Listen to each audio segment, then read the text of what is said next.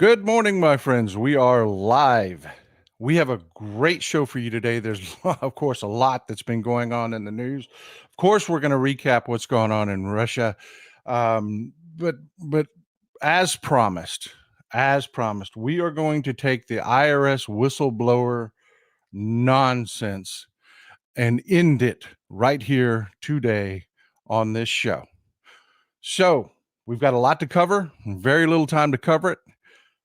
Go grab your coffee, grab your notepad, grab your pencil. You're going to need it today. There's going to be maps. There's going to be a lot of information coming your way.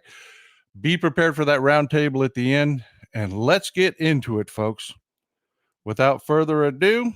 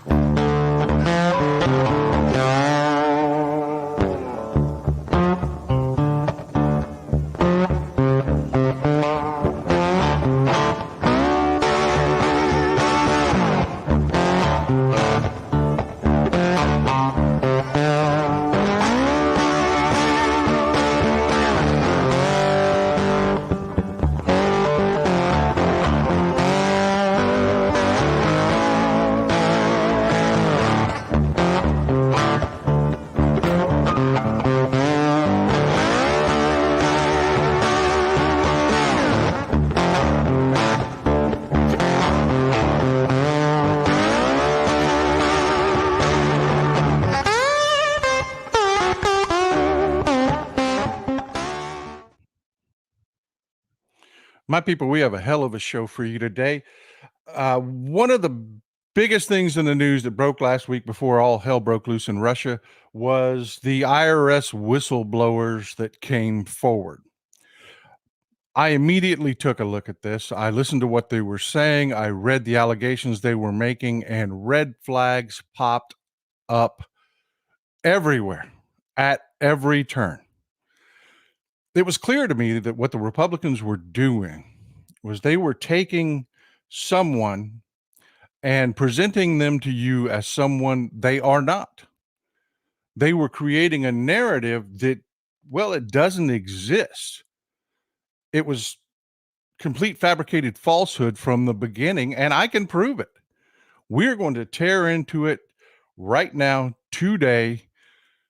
And I just can't stress to you folks how much this just outright angers me, because the Republicans do it all the time.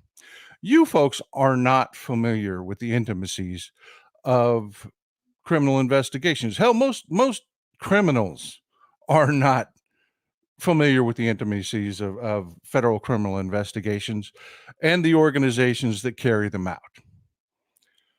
So it's really easy for Republicans to take something like, say, a supervisory special agent. Man, that sounds important, doesn't it? Supervisory special agent. I keep reading that on all the right-wing talking points. All the right-wing outlets, Breitbart, Newsmax, even Fox News. They're popping this guy up. I want you to take a look. This is Gary Shapley. There were two whistleblowers that came forward. One is a guy that I'm not even going to address because he never even gave his name. He demanded on anonymity, and the allegations he made weren't specific to really anything to do with Hunter Biden. They went all the way back to Bill Barr when he ran the Department of Justice, and it had more to do with a managerial grievance than anything. He was pissed off that he got taken off the Hunter Biden case. But that sounded good if you throw it in with some other garbage, like maybe there's something nefarious going on. But it isn't. It was just a guy complaining because he got taken off a case. That was a red flag to me right there, that he had been taken off a case, because folks, that's not really normal. When an IRS any special agent, they card a case, they open a case, that's their case. That's kind of an unwritten rule there. You do everything you can to, help a special agent with this case, but they don't really take cases away from special agents unless there's a reason. There can be bad reasons, like you've got an agent that got caught breaking the rules or lying or doing something nefarious. And then you'll pull cases away from that special agent. And then there are other reasons that just aren't nefarious. Maybe you've got a special agent that doesn't have that many years on the job. Maybe you've got a special agent that's just really not very good at his job. That happens, folks. There really are special agents that work for some of our criminal investigation divisions that, well, they're just not that good. So if you've got a case that's really important or really complex, like tax cases tend to be, you can't have a dummy working on them. And your assistant special agent in charge of whatever office he works out of will go to that agent and say, hey, we've got to move this to a more experienced agent, somebody that's handled something like this before. But what we're going to do is we're going to give you this other case to work, and they'll take it away from them. So I immediately, when I heard the first whistleblower come forward, I immediately kind of disregarded that out of hand, because to me, that was a confession that he was somehow broken, that there was something really not right with the guy. And he wasn't really alleging anything to do with the Hunter Biden investigation specifically. It was just him. But this other guy right here, Gary Shapley, take a good look at him. He's about to go away. Gary Shapley. That guy is a supervisory special agent, and he made some very specific allegations. One allegation he made was that the Hunter Biden investigation had been slow walked, that they were dragging their feet on it. And he made an allegation that the U.S. attorney, David Weiss, that had been prosecuting it, had tried to get special counsel designation and was denied it. And really, those are the two meatiest parts of it. So let's focus on those two and why 100% you can tell without any criminal investigative experience why both of these things are pure garbage. Let's just start out with, what is a supervisory special agent? Because, man, that sounds important, doesn't it? It's not. It's not. It's a title. It's a title. It's like you go in to go get a raise and they give you a title instead. Supervisory special agents are agents that have been on the job for a while. They're experienced. They usually end up being like what they call OJIs, on the job instructors. When you get a new baby agent, you go through the academy. You don't come out of the academy knowing how to be a special agent. You're not a fully functioning special agent when you come out of the academy. So they partner you with an experienced agent. That's what supervisory special agents do. They're there basically for advice. Now let me tell you what supervisory special agents don't do. They don't control your investigation. They don't. They have no authority. They cannot tell somebody what to charge, what to prosecute. They cannot tell a special agent anywhere. So let's take a look at the flow chart so you understand what I'm talking about. I actually broke out the whiteboard for you today. All right, folks, forgive the reflection, but let's back up a little bit so you can see it all. Okay. Can y'all see that clearly? I went with green. Maybe should have went with something a little darker. This is how it breaks down. You have a special agent down here. Special agent, what you think of when you think of a criminal investigator, when they show up and say, hi, I'm special agent so-and-so. That's an asset. And it doesn't matter what agency you're looking at. That is an asset. I really appreciate the support, folks. I really do. I apologize for not reading your comments as you put them out. But I am grateful for the support. I really am. Well, we've got a lot to cover today, so I can't get to each one of them. Yeah, okay. Okay, I appreciate you, honey. Um, you've got a special agent down here. And you know what? I'm going to go ahead and turn the studio lights off for a second. Hopefully it won't be too dark in here. Sorry for coming off really unprofessional here, but I really want you to see this. You've got a special agent. That's your criminal investigator. That's an asset. That is an asset. That is somebody that is managed and controlled as an asset. They are a criminal investigator. You see this SSA right here? That's a supervisory special agent. They are in the flow chart, technically your frontline management. But as I've said, they don't really control anything. If you're in an investigation and say you want to go down to another city, say you work out of the Dallas field office and your investigation leads you down to Corpus Christi. You don't go to your supervisory special agent and say, hey, I need to travel. I need to go down to Corpus Christi. I'm going to be out of pocket for the next week. I'm going to be down doing interviews. Is that okay? I need to get a hotel. I need to take my government car. I'm going to be down there. This guy has nothing to do with that at all. It is your ASAC. ASAC stands for Assistant Special Agent in Charge. They are your manager. They are your actual manager in a field office. They run a field office. Even the field office that's a special agent in charge here, which is really a regional manager. Think of it as a regional manager. They're the big boss. Even in his office or her office, this guy actually runs the office. This guy actually manages the special agents and the senior special agents. And above the special agent in charge, you have DC. That's going to be your management. Now, this applies to just every criminal investigative structure within the federal government. We're talking about Bureau of Land,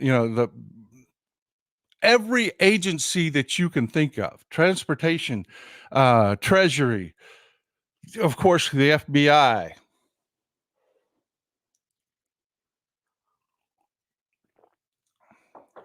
Postal has a similar thing, but they utilize different names, but it's the same structure that they put together in every criminal investigative division in every department. And a lot of people don't realize that these various departments all have special agents that work for them, not just the FBI. And when somebody hears special agent, they always think about the FBI. That includes the IRS and their criminal investigation division that Gary Shepley works for.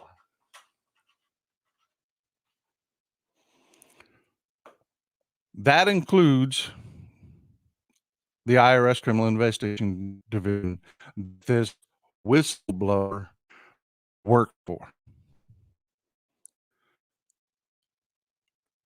When you are working a case, and let's take a look at one of his specific allegations, that they were slow walking the Hunter Biden case.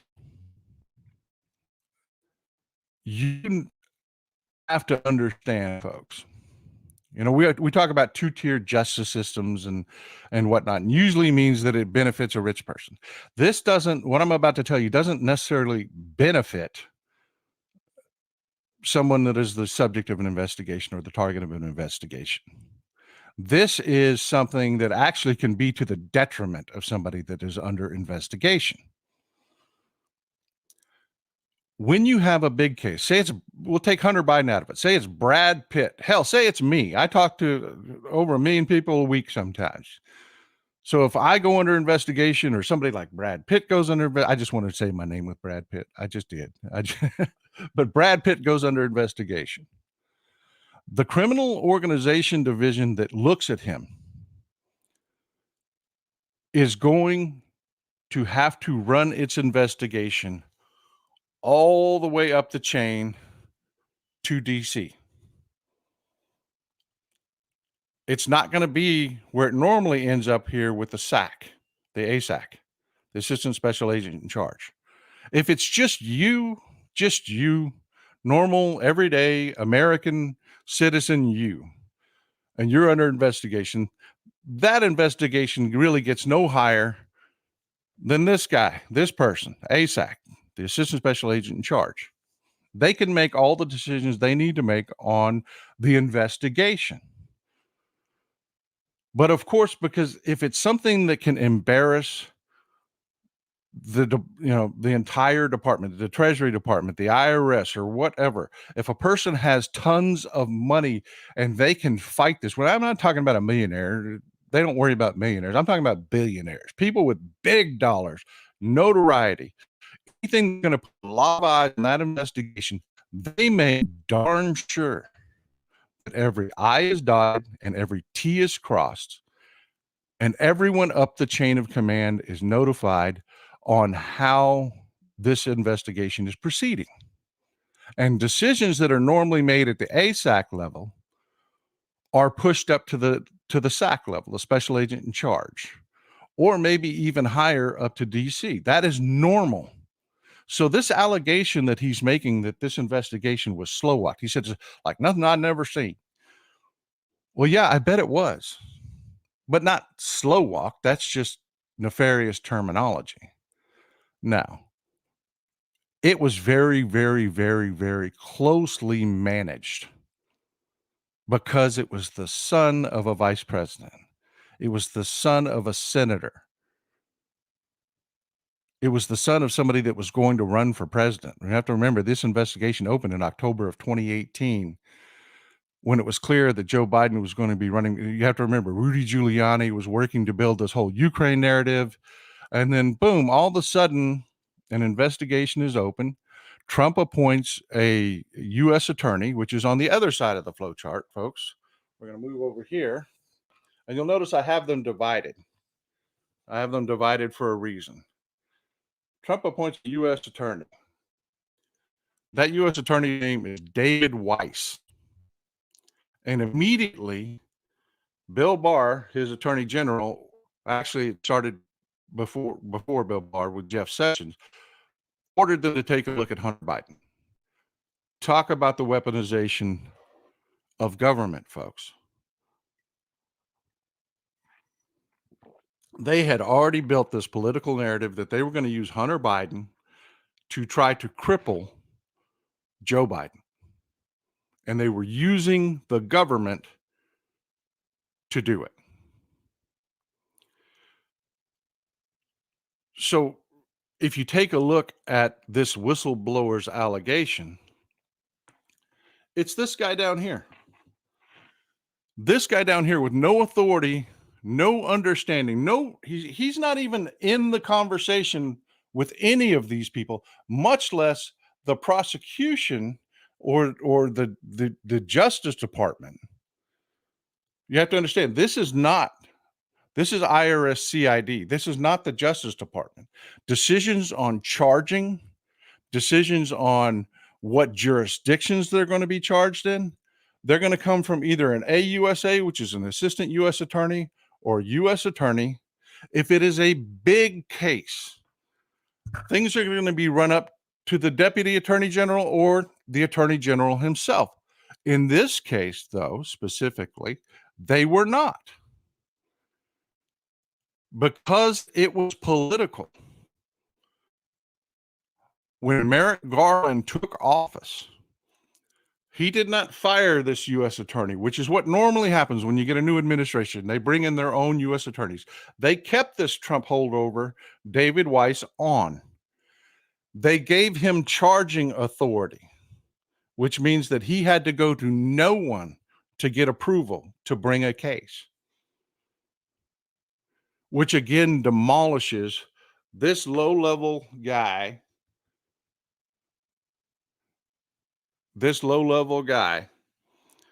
Gary Shapley, that demolished his allegation that Hunter Biden, his case was slow walked and that he knows about it. I mean, I want you to think about that, folks. I want you to think about that. This guy, he's an asset. He's like a car or a bulletproof vest or anything else. He's a managed asset. This guy, and this is where the red flags go up, is saying that he was privy to understanding that, one, an investigation, that the decisions made on how quickly to proceed on an investigation was, there's something nefarious going on. That Hunter Biden was given special treatment. He wasn't in the room, folks. He could not possibly know the decisions that went on. And I'll even make it even more hilarious for you. This was a multi-agency investigation. So not only do you have all of this hierarchy involved, you had multiple sets. And because it was such a big case, it was way up with the SAC that would be coordinating between those agencies. The special agent in charge would assign assistant special agents to coordinate together to work those investigations together. Because remember, there was also a gun charge, not just a tax charge. The idea that a single supervisory special agent, a single SSA, just a special agent is all he is. He's not special. He doesn't make any decisions. He doesn't have any authority. Is not in the room when they have conversations about proceeding with how they're going to proceed with important cases. He just gets notified. Hey, you're the investigator on this case. We've decided that we're going to pursue these charges. He doesn't decide at all. But the Republicans have pulled him up and put him before a House committee run by Republicans, the House Ways and Means Committee. And they took this testimony like it was supposed to be a real thing. I mean, he's testifying about things he cannot possibly know about, cannot possibly have been involved in. He even went so far, folks, is jumping across to the other side into the DOJ. He's testifying about things that went on within the DOJ hierarchy. And let me give you some idea how bifurcated that is. If you're investigated by, I don't know, let's say the Treasury Department. The Treasury Department does not prosecute you. The Department of Justice does. So while the Treasury Department may build a case, all they can do is they can take that case to an AUSA, it's usually an assistant U.S. attorney, and say, I would like you to prosecute this case, please. And the AUSA, or in this case, the U.S. attorney, David Weiss, will say, show me what you got. And he will look at their case. And then he decides. He'll listen to their recommendations, but the U.S. attorney decides what gets charged. And that's it. And many times, in many cases, you're going to be disappointed to hear this, but in many cases, they just decide not to charge at all. Even if the special agent has proven their case, the AUSA is under no obligation to take it because the Department of Justice has to manage its resources. And I'm not saying this applies in the Hunter Biden case. This was a big case, so of course it would get prosecuted. Of course they would take that case. But I'm saying they don't always. That decision is up to the U.S. attorney or the assistant U.S. attorney. If there isn't enough money involved, they will tell the special agent, take it to the state, sell it to the state. They'll kick it down to whatever state it happened in and say, special agent, take this to to the local law enforcement and partner up with them and sell it to a district attorney somewhere. They won't even take the case. There are many reasons why an AUSA may not take a case. It can be that they're just working other hugely important cases. Say the World Trade Center bombing or something along those lines. It was all hands on deck in that U.S. Attorney's office. They were focusing all their resources on that important case. So if you happen to be lucky enough to have been involved in some white collar crime at the time, a criminal investigator, which again is on the other side of the line, they're not in the house, even though they're working for the same objectives, justice, they're not working within the same organization. Even if a criminal investigator proved their case, it may not have gotten prosecuted. And that just happens, folks. And a supervisory special agent like Gary Shapley has no input whatsoever. And if you look at his complaint, there's one more thing I want to add to this. If you look at his complaint, even if he did feel as though the AUSA or the U.S. attorney, if David Weiss just wasn't really playing ball with him, because they're supposed to be on the same team. If the U.S. attorney isn't playing ball with him, his options are to go up the chain of command. He complains to his ASAC. If the ASAC doesn't give him satisfaction, he can go to the SAC, the special agent in charge. Those doors are not closed, people. They keep those lines of communication open on purpose. If his special agent in charge, we're talking about specifically the IRS criminal investigation, did not give him satisfaction, he really believed that this case should be pushed harder, that they're not pushing for charges, his SAC would have gone, first step would have gone, his special agent in charge would have gone to the U.S. attorney, and they would have sat down and they would have had a face-to-face discussion about this issue, if it were an issue. Now, keep that in mind, folks, because Republicans could have called this guy Gary Shapley's ASAC.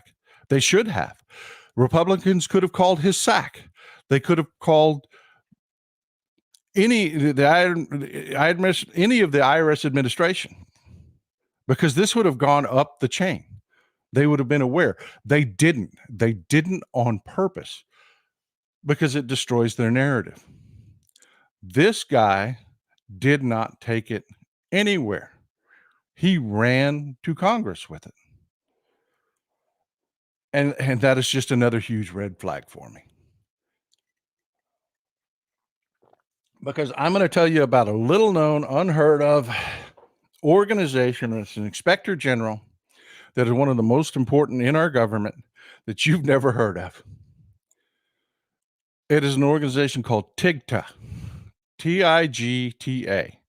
The T period, I period, G period, T period, A period. If you want to see an IRS agent or an IRS special agent turn completely white, tell them you contacted TIGTA, because they are about the only people on this planet they are terrified of. The Treasury Inspector General for Tax Administration, or TIGTA, would have been who Gary Shapley would have taken that complaint to. They oversee, that Inspector General oversees the IRS. That is the avenue this complaint would have gone, but it did not.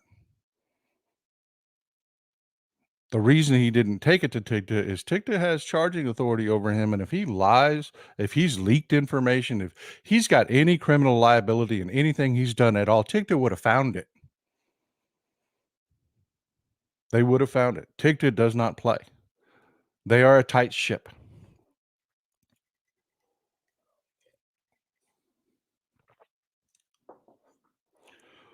So, just to summarize, we have a guy that is a nobody. that would not be involved in any of the managerial decisions regarding a case, much less a Hunter Biden size case. This is a whale, claiming he has inside information on managerial decisions that he would not have been a party to any discussions. And not only does it not involve his organization, this was a multi-organization. This involved ATF also. ATF has their own structure. There would have had to been negotiations between ATF and IRS CI, the criminal investigation division, negotiating who was investigating what and where. This guy was a party to none of that. Then he claims to actually know what's going on in the U.S. Attorney's Office, an organization he doesn't even work for. Then he claims a Trump-appointed U.S. attorney that was left on the job with full charging authority. He was left with full charging authority with Merrick Garland because Merrick Garland said, this is political. My boss in the White House, this is his family. I cannot touch this. David Weiss, you have full charging authority. You can handle this as you see. And this nutball is claiming to have firsthand information about the decisions made in David Weiss's office, and that somehow David Weiss was protecting Hunter Biden. When really what this Gary Shapley guy wanted was he wanted an investigation announced before the election. That's what he wanted. He wanted the investigation announced before the 2020 election. He wanted a James Comey 2.0 to happen.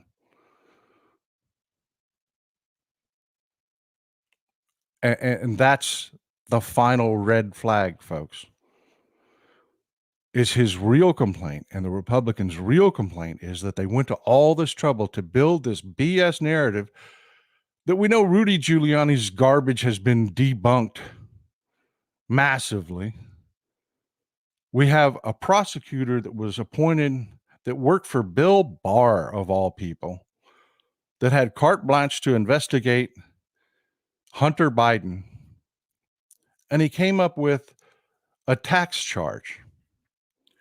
Oh, and there was one more allegation that was just hilarious to me that proves this guy actually knows nothing of what he's talking about.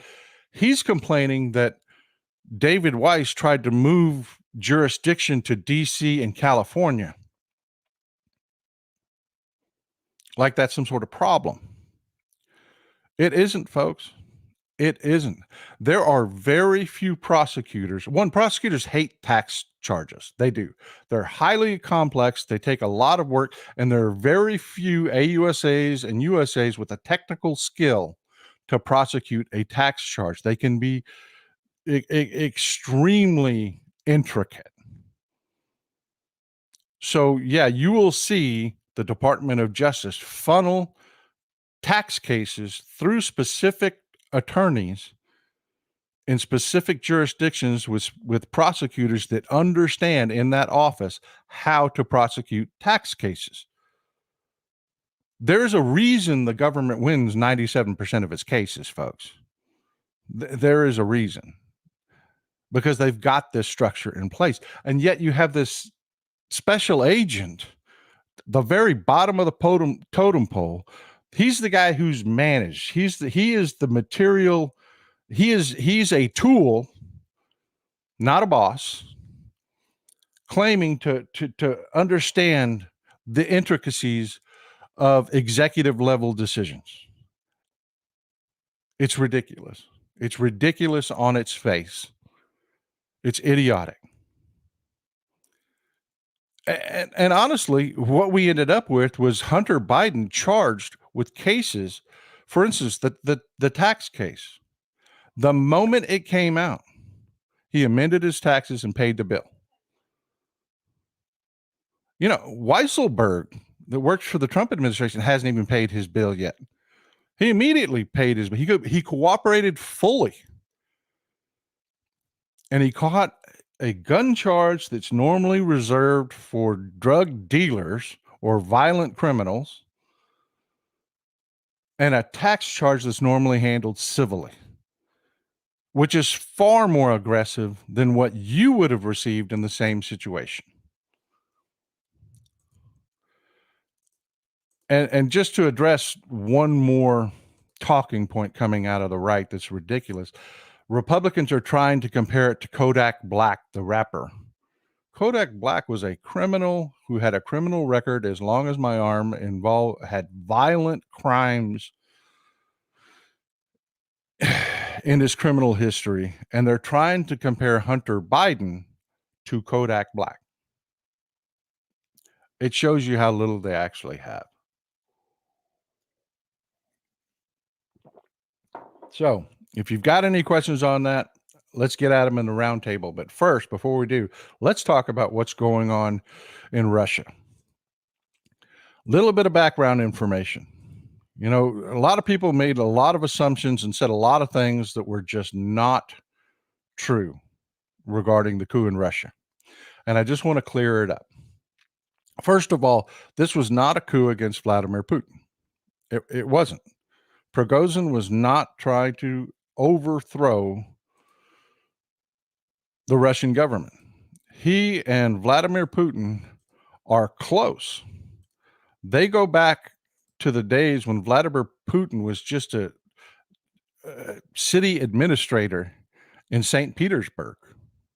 That's where he gets the nickname Putin's chef, because Prigozhin ran a restaurant in St. Petersburg and was friends with Vladimir Putin. Vladimir Putin loved to eat in his restaurant. So they've had a long-going personal relationship for years. And Prigozhin rose to the ranks of where he is through the good graces of his friend Vladimir Putin. And to give you some idea how deep that relationship is, some of the things that when Prigozhin got into the mercenary business and took over Wagner, some of the things that they've done together, you have to understand the Russian government doesn't work like a normal government. It works more like a mafia organization. Putin did not want to commit the Russian military into shady looking situations. He didn't want to do, basically, he didn't want to look like a criminal that was bent on world domination. So he used Wagner to do things that you'd never heard of. The Russians have been fighting wars in Africa for decades, folks. Wagner was sent to Sudan to save the Sudanese dictator al-Bashir. And in return, al-Bashir, I guess out of the kindness of his own heart, and I'm sure nobody had an AK-47 pointed at his head at the time, signed over all of the gold mining rights in Sudan to Prigozhin. And if you understand how a mafia organization works, Prigozhin kicked up to the boss. Putin is widely regarded as the wealthiest man on the planet that nobody can prove. Nobody can account. Nobody actually knows how much money Putin has. You know, we like to think that Elon Musk is the richest guy on the planet. No. Vladimir Putin controls mining rights in entire African nations. In the Central African Republic, he propped up Tudela. He was on the verge of collapse. He was stuck in the capital city, surrounded by rebels, and Putin sent in Wagner. Prigozhin saved him. They signed over the diamond mining and gold mining rights from the Central African Republic to Prigozhin. So you have to understand, Putin and Prigozhin were not at war here. Prigozhin was doing what Putin wanted in Ukraine. The disputes came between Valery Gerasimov and here, let me pull them up for you so you can get a look at who these guys are. Valery Gerasimov and Sergei Shoigu. Gerasimov is the equivalent of, say, Mark Milley, the chairman of the Joint Chiefs of Staff. The guy on the left, that's Valery Gerasimov. That is the guy that Prigozhin was going after when he invaded Rostov, was the guy on the left. He's widely criticized Sergei Shoigu, which is the Russian equivalent to Lloyd Austin, our defense secretary. These guys are also Putin loyalists that go back for decades. They are tight. So what you saw playing out was not anybody fighting with Putin or anybody trying to topple the Russian government. They were not. They were fighting amongst themselves. And the history on it is ugly. It is very, very ugly. You see, let me pull up a map for you here. It's what's going on in Ukraine, where Wagner's been working and fighting in Ukraine. Wagner is supported. This is the territory currently held by Russia. If you see my cursor there in that area east of Zaporizhia, that's Donetsk. And just north of Donetsk is Bakhmut. You've heard much about those two. That's primarily where Wagner's fighting. And Wagner is the second largest force, Russian fighting force in Ukraine. I mean, it's a substantial force in Ukraine. But they're not that effective, folks. I mean, they're great in small, countries where you're fighting maybe a unprofessional rebel force. They do really well there. They do, because they have some former military officers and the top tier soldiers in Wagner are capable people, but Prigozhin is not. He is not. He has no history he has no training. He's not a general. He's a moron. He really is. When it comes to war, he's a moron. But he does have some good people that work for him. I'm going to pull up another map for you here so that you can understand what happened yesterday. All right, we have a map of Ukraine here. Let me back out a little bit so you can see all of Ukraine in the region we're talking about. Here's Kiev in the middle northern part of Ukraine. Donetsk and the area Blackwater is here in eastern Ukraine. And you remember that red swath along the eastern portion of the country. There have been fights between the actual Russian military and these Wagner mercenaries.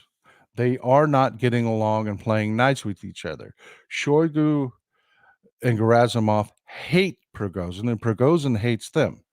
And it filters down through the Russian military. There have been cases where they've actually shot at each other.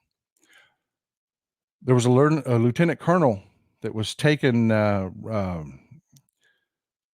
Lieutenant Colonel Roman Benevitin, that was taken prisoner by Wagner for ordering Wagner columns to be shot at. They mined Wagner's escape routes from from Donetsk. I mean, there's real hostility and fire between the Russian military and Wagner. The Russian military has accused Wagner of kidnapping Russian soldiers and using them as slaves. They actually had a Russian officer that the Russian military says was, and this is brutal, kidnapped by Wagner forces, repeatedly raped and tortured. And when retrieved by the Russian military, committed suicide. I mean, so you have to understand this is a civil war between lieutenants that turned hot. So let's take a look at what's going on in Ukraine. You know, this is the area over here where you're actually seeing most of the fighting with the Russian forces here. You've got the Ukrainian forces trying to push into Melitopol here, because if they can make their way down this highway, which is mined their trenches, the Russians think World War II fighting, folks. World War I, World War II fighting. This whole area is just a no man's land, and the Ukrainians are pushing south through it slowly. If they can get down to here to this is the Sea of Azimov, and bisect this, then they get the real jewel, which is the Crimean Peninsula. And you'll notice they're not fighting up north here. You would think they'd be fighting up north here, here, because if you look at northern Ukraine, well, there's Moscow.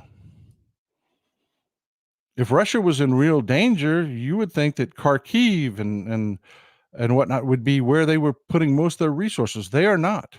They are not. They are fighting for Crimea. They're fighting for Crimea, and more specifically here, Sevastopol. That is the home to the Black Sea Fleet. And the Black Sea Fleet controls the Sea of Azimov here, the Black Sea, but more importantly, the Russians don't have a presence, much of a presence, in the Mediterranean. They just don't. Their Black Sea Fleet is what gives them their reach. It's what's so important. This isn't really about security for Russia. It never has been. But back to Wagner. You had Wagner forces here that were under fire, and then finally on Friday, the Russians fired some missiles into Wagner's camps in an attempt to, what's widely believed to be an attempt to kill Prigozhin. Shoigu was trying to take out, Gerasimov was trying to take out Prigozhin. So Prigozhin packed up his 25,000 of his troops, headed down this highway to Rostov-on-Don. That's why Rostov was important. You see Rostov down here. Rostov-on-Don is that's the Don River it's on, is Rostov, okay? The reason that was important is because that's where Gerasimov led this attack on Prigozhin from. He tried to kill Prigozhin from the military offices in Rostov, the military headquarters in Rostov. Prigozhin was trying to get to Valery Gerasimov. What Prigozhin did not anticipate, much to his pleasure, was the amount of support. You notice that no one resisted them. No one resisted them at all. And part of that is because of who Wagner is. Let me bring up another image here for you that's been seen all over. It's been seen all over social media.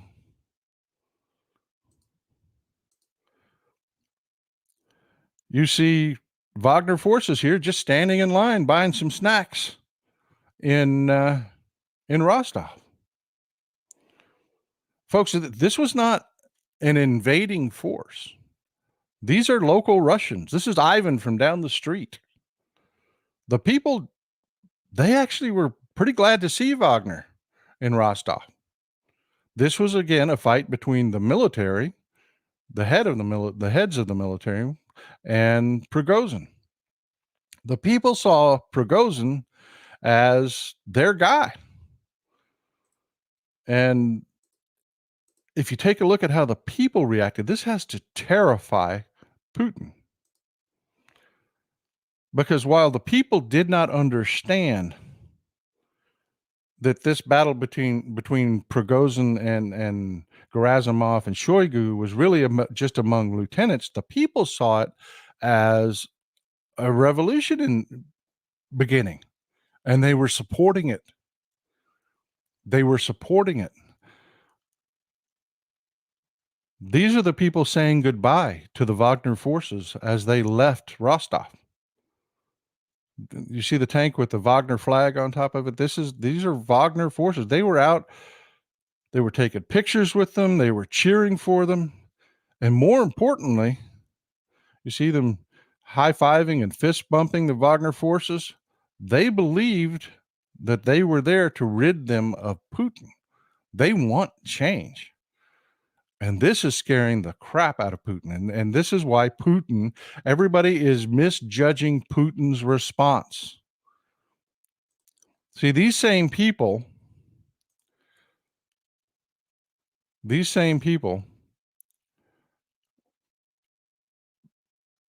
that were cheering on Wagner, misunderstanding that this was an attack on the Russian government. Imagine how they would have responded if the Russian government had started attacking Rostov. Imagine what their response would have been. And Putin knew this. He understood it. So he did basically the smart thing, and he just stepped back. He ordered his forces to not respond. You had one helicopter pilot attack a convoy of Wagner forces, and they shot the helicopter down. They actually shot down a couple of helicopters and a surveillance aircraft. They killed 12 Russian pilots, but the military didn't engage. And a lot of people are assuming because the military did not support Putin and they were just letting this revolution happen. No, they were held back on a leash because Putin saw what was going on. And let's take a look at the map here, and you can understand why Prigozhin just stopped cold. Because yes, this was not an attempt to overthrow Putin. But B, if you look at this map down here in Rostov, you had another general who was a guy that was recently appointed a general, Ramzan Kadyrov, actually sent forces to the edge of Rostov and parked them there. He also has a relationship with Prigozhin that's a good relationship, but he let Prigozhin know, I'm supporting Putin. If things get out of hand, I will attack you. And Kadyrov's forces sat on the edge of Rostov. So you have Prigozhin's southern flank here in Rostov, and then he stretches his line. I want you to take a look at the size of this line he would have had to defend with only 25,000 Wagner forces. There's also a misunderstanding that Russian military forces joined them. They didn't. They were standing down. They weren't fighting them because they were ordered not to fight them. Prigozhin split his forces and he sent an armored column up. They went through Voronezh. Now look at the distance of that. That's the entire length of the country of Ukraine. There's no possible way Prigozhin could have hoped to defend that column.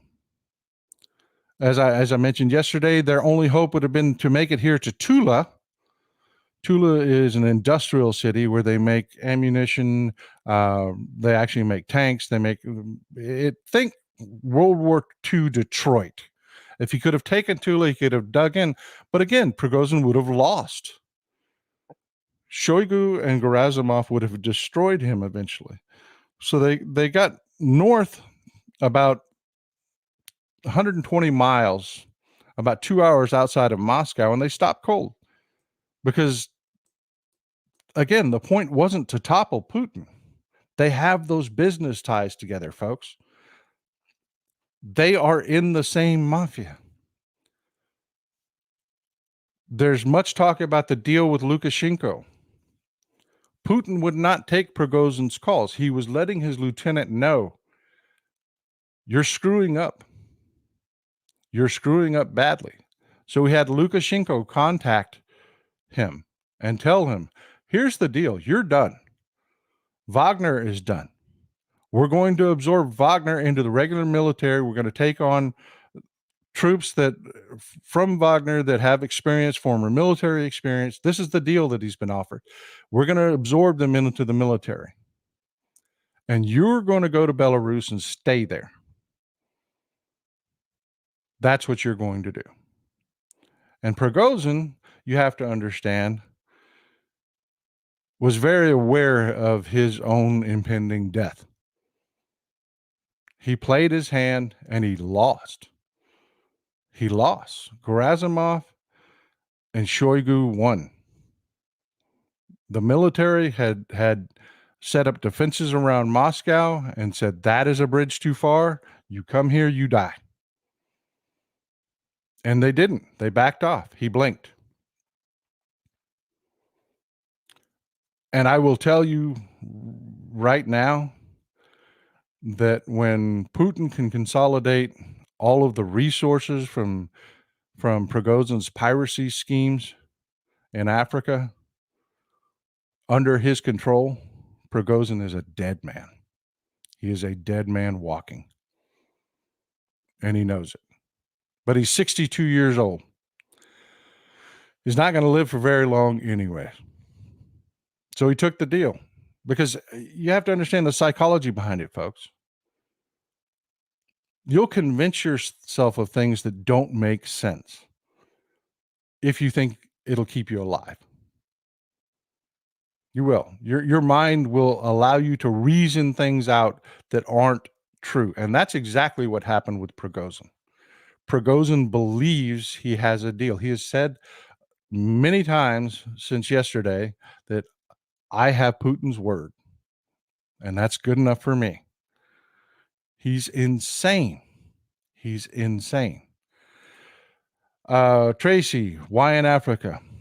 Africa is an incredibly resource-rich continent with unstable governments. So people like Prigozhin can go in with some military power and they can extort things like mining rights, which are worth billions of dollars of the government. They can steal resources from Africa. That's why Africa.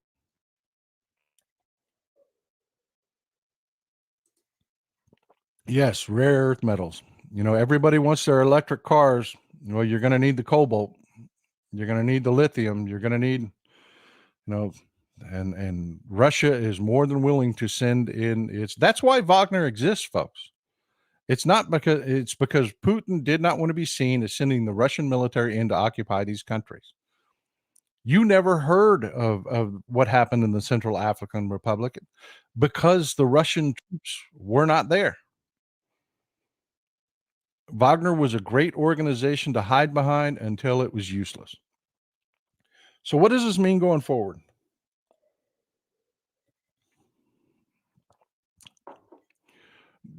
Great question. Great question. How did this start between Putin and Wagner? Over the last few months, like I told you, Wagner and Putin have been fighting. They have. And I kind of glossed over this. What set it off was Gerasimov went to Rostov on Don, the military headquarters down. They traveled from Moscow to Rostov, and he launched an attack on Prigozhin's camps. So you have the front line, and then behind the front lines, you have support camps. And then behind that, you had Russian camps. The Russians were behind Wagner. Gerasimov tried to kill Prigozhin because Prigozhin for the last several months has been, you've heard the critiques that he's not getting ammunition, that Shoigu is an idiot. He's called Shoigu an idiot multiple times. The Gerasimov is an idiot. He's undermining morale in the Russian military. He's trying to undermine their authority. He's been kidnapping their officers. And Gerasimov said, enough. You're a dead man. And they launched missiles at a camp that they thought Prigozhin was in. They missed him. And as soon as Prigozhin realized that he had just survived an assassination attempt, he moved on Gerasimov. He felt his back was against the wall, and it's the only way he would survive. But in doing so, he really signed his own death warrant. He did. Because Putin needs Gerasimov and Shoigu one heck of a lot more than he needs Prigozhin. Prigozhin may be his money, but Shoigu and Gerasimov are his life. They are his control over the Russian military. And Putin cannot let that go. That's why, again, the deal that he thinks he got, he did not get. He did not get. Shoigu and, in part of Putin's consolidation going forward in the future, where he absorbs the assets from Prigozhin, may make some moves like letting Shoigu retire, letting Gerasimov retire, but he'll replace them with loyalists.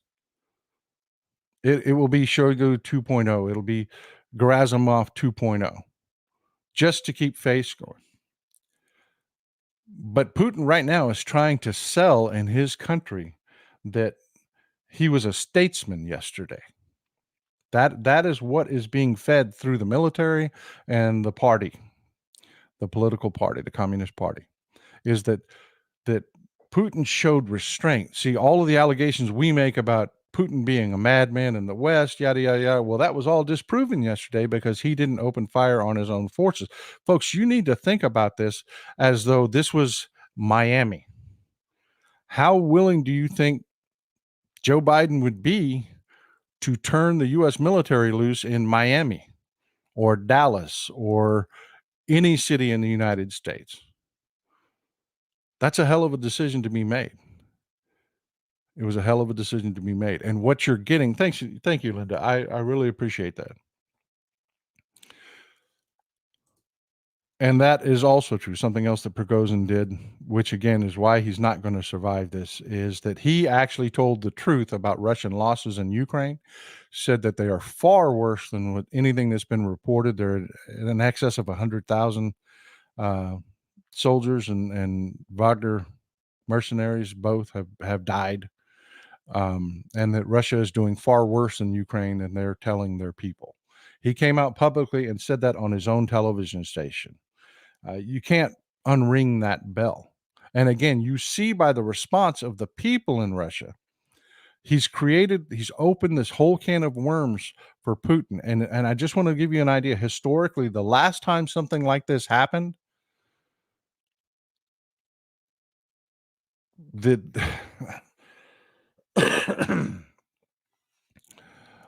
the Russian government lasted 4 months. That's it, folks. I mean, 4 months. These types of coups, the people, when you see the people react that way,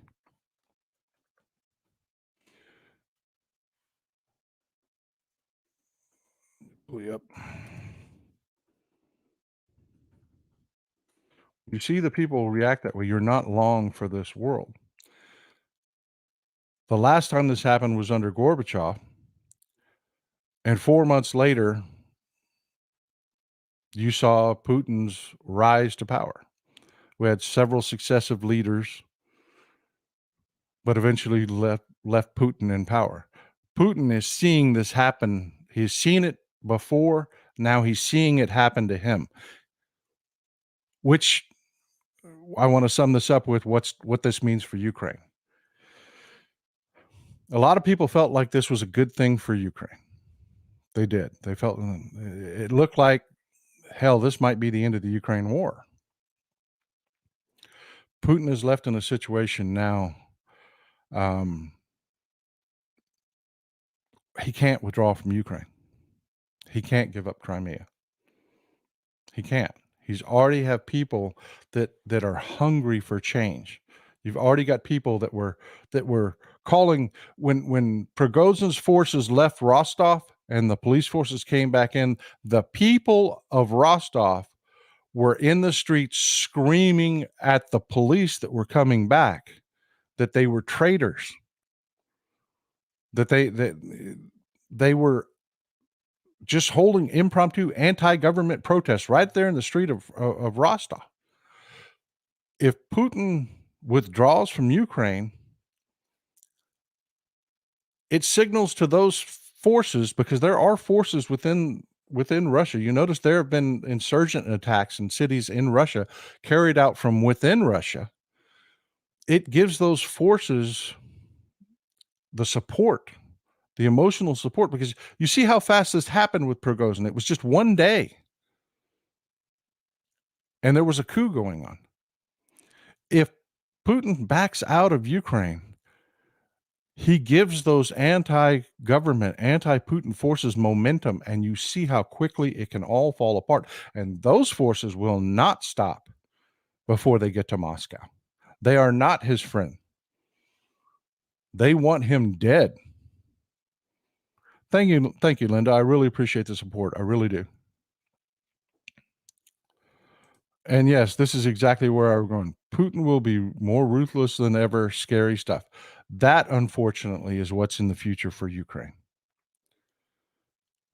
Wagner's being absorbed by the Russian military, and the Russian military is going to be more brutal than ever. They are desperate to hold on to the Crimea and their Black Sea Fleet. They are. As you can see, if you look, as we looked at the geography, it has nothing to do with the safety and security of Russia. It has everything to do with Russia's ability to reach out to the world and most of Europe and Africa and the Middle East. It all depends on that Black Sea Fleet. So, yeah, if you're talking about your ability to be a quote superpower, Russia loses their superpower status when they lose Crimea. So expect things to become even more brutal and more harsh in Ukraine. We are definitely going to have to support them more. We are going into the future. We just are. Well, look, this is a lot to cover. If I've missed anything or if you've got any questions on anything, please, pretty please, throw it out there. I would love to talk about this. There are so many nooks and crannies and details and everything we talked about, from the IRS whistleblowers and those investigations to what's going on in Russia right now today. Anything that you've got, any questions you've got, absolutely, Paula. Slava Ukraine. And again, I do really appreciate the support, folks. I really do. I didn't mean to just not read your comments or gloss over them, but I know we had a lot to cover, and we're already into the 11 o'clock hour. But to heck with it. Let's do our roundtable.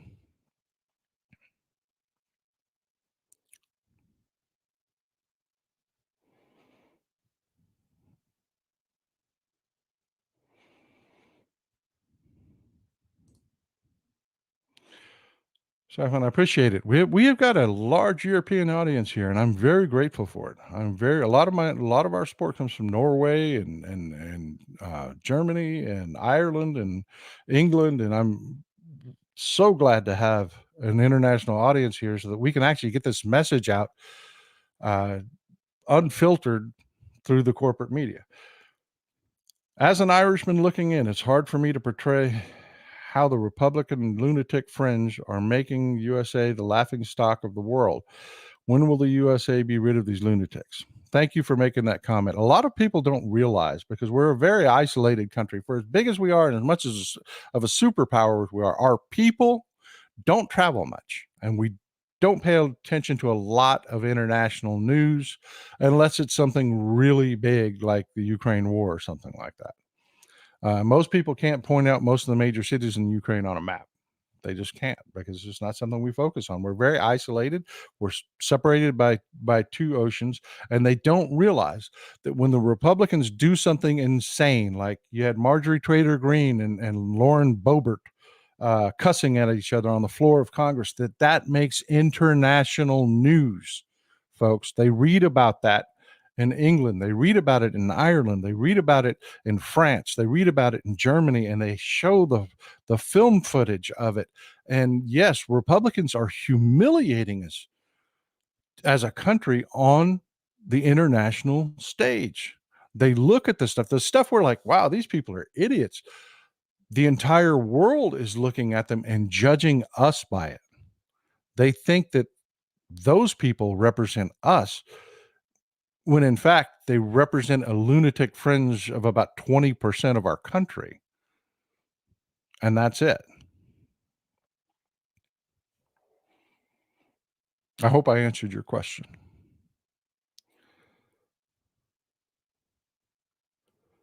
Let's find some more good. We've got a few minutes left. Let's get a few more good questions in there.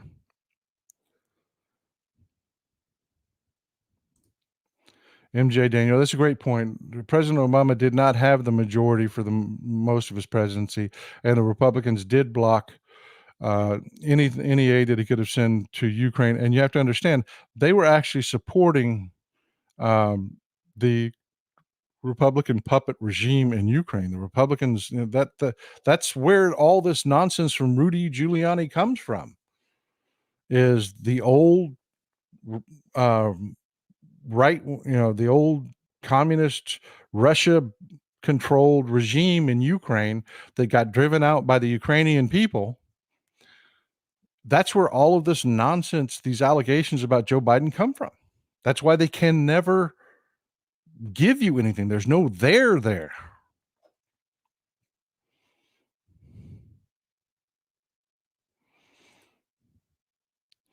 Kevin Kraft, most folks in the UK know what's going on. They're Trump lunatic right wing gangs. Yeah, I imagine folks in the UK kind of understand it because you kind of got your fringe over there too.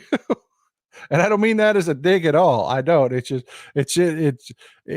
it's mind blowing to sit here and watch what's going on in the UK with people like Boris Johnson and even Sunak to a degree, and just see the parallels to the MAGA groups here in the US. It's really amazing to see the rhetoric and how much it parallels the xenophobic rhetoric and all that nonsense, how much it parallels what's going on here in the States.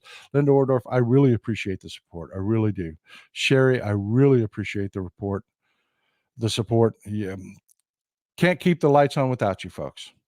Could this Wagner Russian military feud prolong the war in Ukraine? It will prolong the war in Ukraine. It will. Absolutely. The war in Ukraine isn't going to be, it will be over this year. It will, through the sheer force of will of the Ukrainian people. But yeah, it's going to make it more brutal. It's going to cost lives. It's going to cost lives.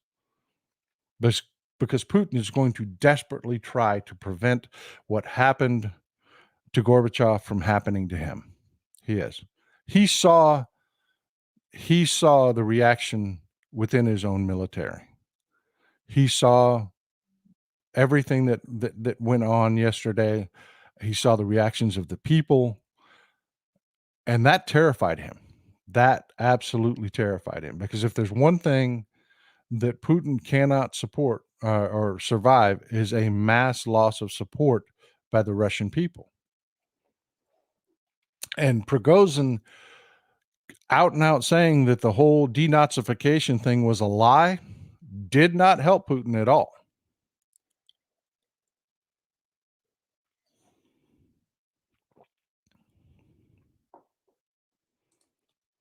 With Wagner gone, it will be easier for Ukraine to win. No, that is another misconception I saw yesterday. Wagner is not a preeminent. They are not. They are not a top-notch fighting force. They have an abysmal record against professional militaries.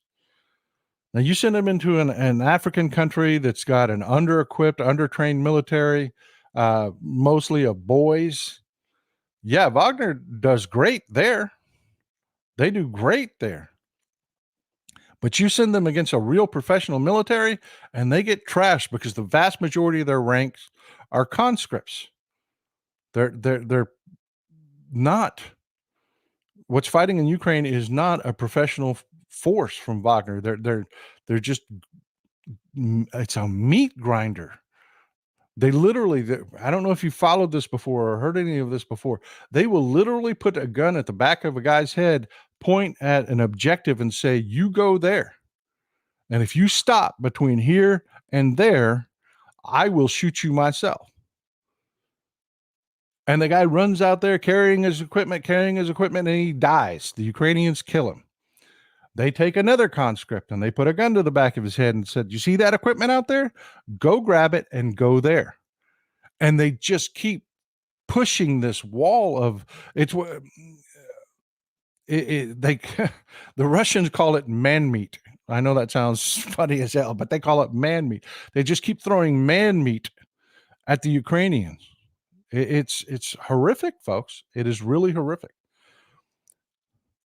Mr. Knutson, I really appreciate the support. The 100 kroner, that's a lot. I appreciate that. Texas Paul, when will people wake up, do something about the campaign finance laws, insider trading in Congress, and the endless legalized corruption? Asking for a friend. Best wishes from Norway. Man, you hit it on the head right there. You hit it right on the head right there. We need a Teddy Roosevelt presidency. We need a president that is going to scrub our government clean. Right now, we have billionaires with tons of money on their hands that are engaging in social engineering, that are funneling dark money into our political system. And it has created an entire political party that no longer functions as a political party anymore. They no longer represent the interests of the American people. They represent the interests of a handful of people, and they are incredibly well funded. Remember, every Republican allegation is a confession. They keep talking about George Soros, George Soros. They have 100 billionaires, way more wealthy than George Soros, pumping unlimited amounts of money into their campaigns. And we have to, as a people, we have to destroy them every election. 2024 needs to be a massive tidal wave. Everybody has to vote. Everybody has to vote, because that's how we get enough people in place that understand we need reform.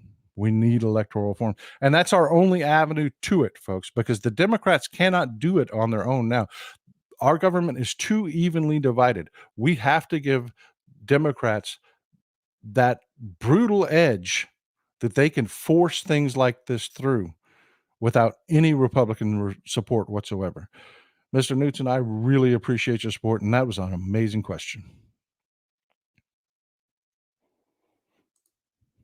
Elizabeth, don't fall for Russian interference in our politics. Anything striking you as strange or sudden attitudes that are divisive, thank Moscow. Yes, absolutely, folks. They have not given up since 2016. Look at the massive number of trolls on just Twitter alone.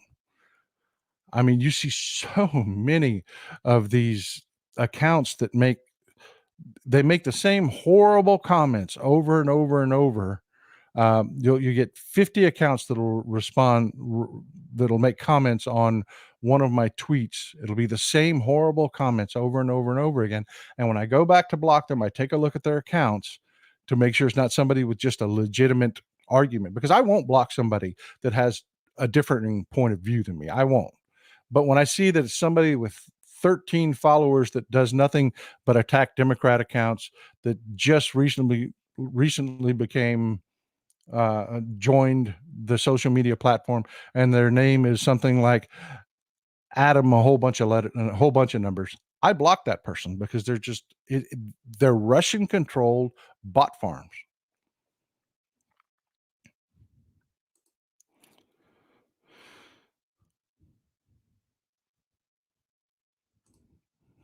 Gina Lawson, this is a great comment. And I don't agree with you 100%, but it's a great comment. I wish we could vote on big issues too when it comes to the rights and freedoms.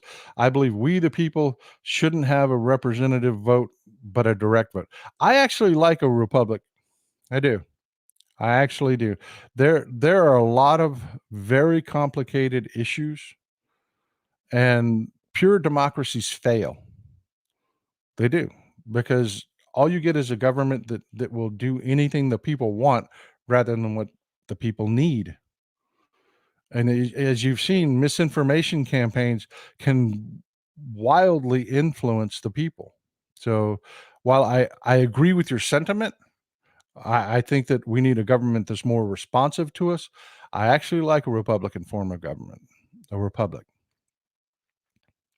Not Republicans, the party, but a republic, representative government.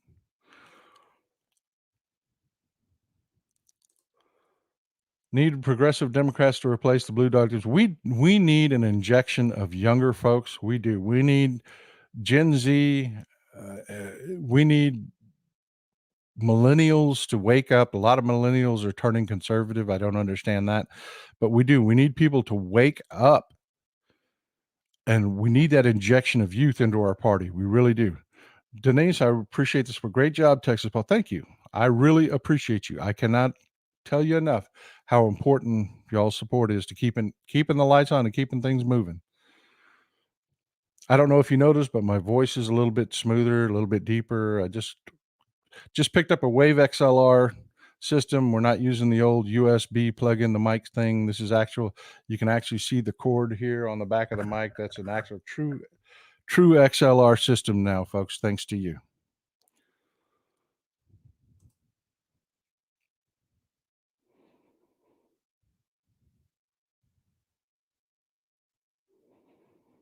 All right.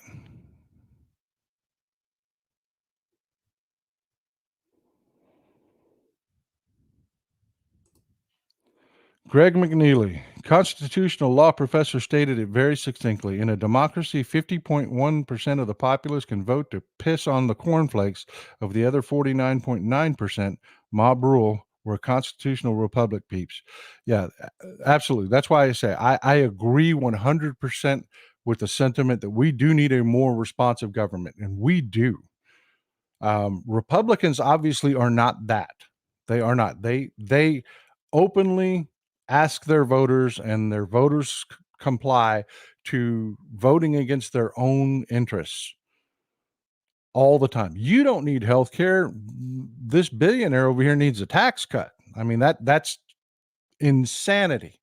And when you have true 100% democracy and not a republic, a democratic republic, that's what you get, folks. That's what you get is the craziest of the crazies that'll show up and vote. They're the ones that you're going to end up dealing with all the time.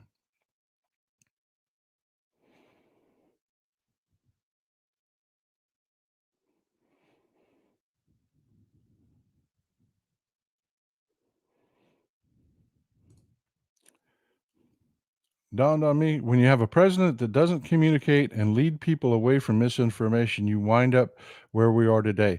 Biden needs to get out and talk to more people. Let me tell you, I appreciate the support, Foggy Ozark. I really do. Dawn, that is not a 100% argument anymore. We used to have news organizations that were loss leaders. They actually lived to bring people misinformation. That's not the case anymore. Corporate media is out for that ad revenue. They are just like the rest of your television. It's all about entertainment.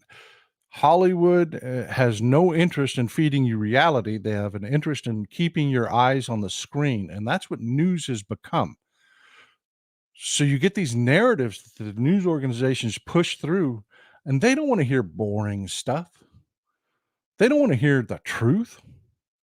They want to hear the stuff that we saw yesterday, that, oh, Biden might or Putin might collapse in Russia, when in all reality, every expert was telling them, no, this isn't. Putin's not in danger. He's not in danger today. He's not. Now, something might come from this, but no, Putin was never in danger yesterday. But the corporate media all told you, oh man, this is crazy. Watch out. We have a Russian coup on our hands. And really, it was infighting among Putin's lieutenants. That's the difference. That level of deceit, if you will, from the corporate news media doesn't allow somebody like Joe Biden just to come out and say, hey, this is what's really going on. This is what we're doing for you. I mean, your eyes would glaze over if he sat there and told you about policy. They would. And on the other end, you have the Republicans that have all gone all in with the insane. I mean, Fox News is the sanest of right-wing media. And the Republicans are all in on Newsmax and Breitbart, and they don't care if they're telling you the truth anymore. It's like we talked about this IRS whistleblower. Republicans all over the news media presented it as though it was Fact. And it was garbage. You had to come to independent media. Come here. Come to the Midas Media Network. Come to the Tony Michaels show. But come here. I mean, that's what you're supporting, folks. When you are supporting me, when you're showing up in the audience and you're sharing my videos, that's what you're doing. Because I love for people to try to fact check me. I love it.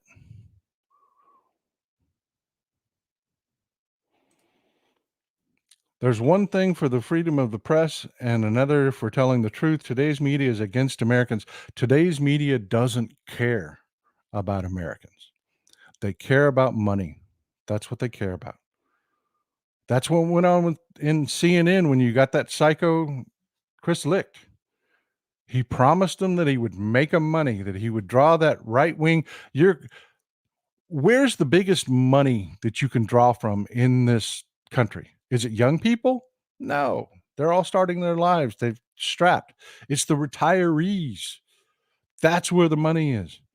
So Chris Licht went to the board of CNN and said, "I will get you those people to watch us. We will get ad dollars like you would not believe from these, from pandering to these people." And look what happened. He just destroyed his network. He destroyed his network. They're just insane that way, folks. They're really insane. They're chasing even MSNBC. I like MSNBC, but even they are becoming less just tell it the way it is and more make it kind of scary.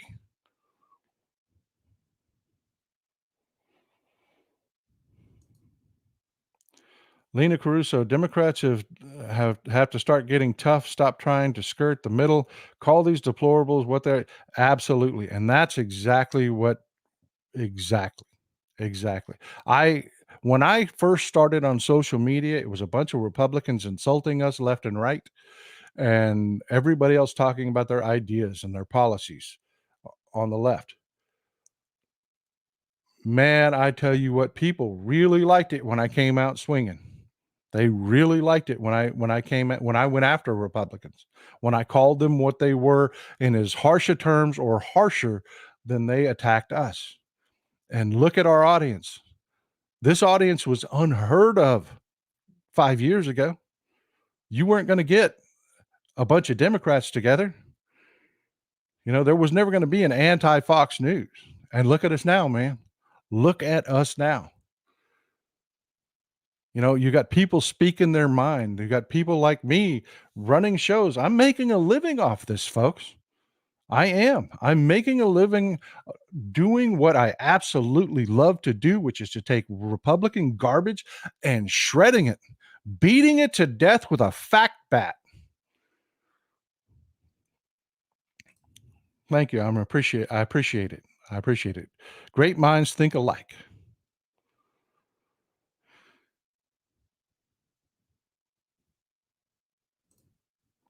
Ida Garza, I don't believe we have 50-50 voters, more like 30-70. The difference is money. Republicans have sliced and diced the state, suppressed information.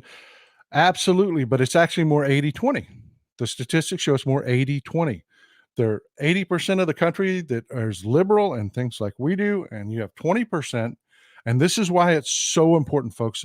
I don't say this just to say it. It's not a talking point. You have to vote because that 20%, those hardcore radicals, those evangelicals in the aging churches, the sick, twisted churches that are trying to force their beliefs into your bedrooms, into your doctor's offices, into your schools, those blue hairs vote. They vote every time. So it gives them a disproportionate amount of power, folks. So when I tell you, please share this, please reach down and hit the like button and hit the subscribe button if you haven't, because it'll boost me on the algorithm with YouTube. More people will see this show if you do that. Take a second, reach down, hit the like button, hit the subscribe button. Doesn't cost you anything. It's free. Share this video. Use your voice. Ida, use your voice. Get out there and talk. Make sure your people vote. And don't wait for the election. Don't wait. Do it now. because the Republicans are trying very hard to set a narrative right now that Biden is just corrupt. That's it. He's just corrupt. He's just an unacceptable alternative because he's corrupt. That narrative doesn't have effect on election day if you don't put it in to people's ears now so they've heard it a million times before election day. So what I am doing is I'm taking a fat bat, beating the hell out of their narratives and creating a counter narrative that is the truth, that they're just throwing crap at the wall. They're just throwing crap at the wall to see what they can get to stick, that they really are lying to people, that they really are taking advantage of people that may not know how a criminal investigation works. I happen to. But yeah, that's why I tell you. That's why I tell you, folks, when I say please vote, please share this. I'm not. It's about saving the country, folks. It's not self-serving. Well, folks, we've gone an hour and a half today, and I was really love spending time with you. I really do. If anybody else has another great comment, we'll do one more, and then we're going to have to call it a day.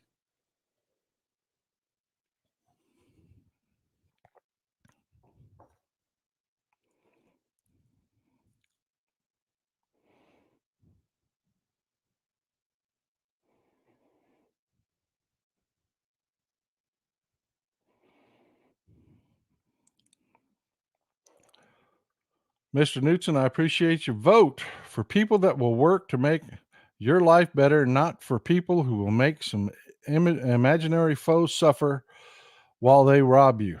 Exactly. Exactly. That informed citizens are the bane of government corruption. Exactly. That is why I love you folks, because you don't come ignorant. Our audience knows what the hell's going on. They understand these concepts. So we can dig deeper into what's going on in Russia. We can take a look at what's going on with these whistleblowers, and we already understand the political dynamics behind it. We're not starting at zero.